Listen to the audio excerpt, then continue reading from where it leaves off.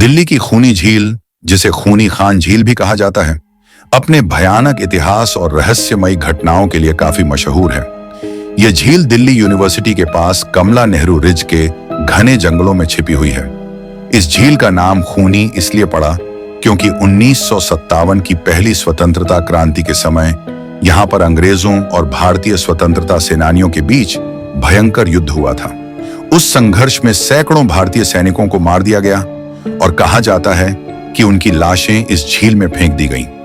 इतने अधिक लोगों के खून से झील का पानी कई दिनों तक लाल हो गया था। तभी से इसका नाम खूनी झील पड़ गया। इस घटना के बाद से इस झील को लेकर कई भूतिया कहानियां सामने आने लगी। स्थानीय लोगों का दावा है कि रात के समय इस झील के पास अजीब सी चीखें, घोड़ों की टापें और कभी-कभी तोप या बंदूकों की आवाजें भी सुनाई देती हैं। कुछ लोगों ने बिना सिर वाले सिपाही को वहां भटकते हुए देखा है, तो कुछ ने सफेद साड़ी में लिपटी एक औरत, जो शायद बलिदान देने वाली किसी वीरांगना की आत्मा हो, उसे झील के पास रोते हुए देखा है।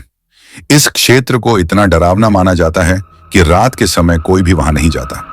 कई बार लोगों को झील के पास बेहोश पाया गया है और कुछ लोगों ने मानसिक रूप से परेशान होकर लौटने की बात भी बताई है।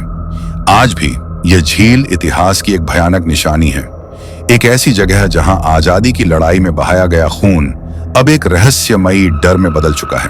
कहते हैं, अगर आप रात को अकेले वहां जाते हैं तो आपको कोई पुकारता है, पीछे से चलकर आता है, लेकिन जब आप मुड़ते हैं तो कोई नहीं होता। यही है दिल्ली की खूनी झील की खौफनाक सच्चाई, एक इतिहास जो अब सन्नाटे में चीखता है।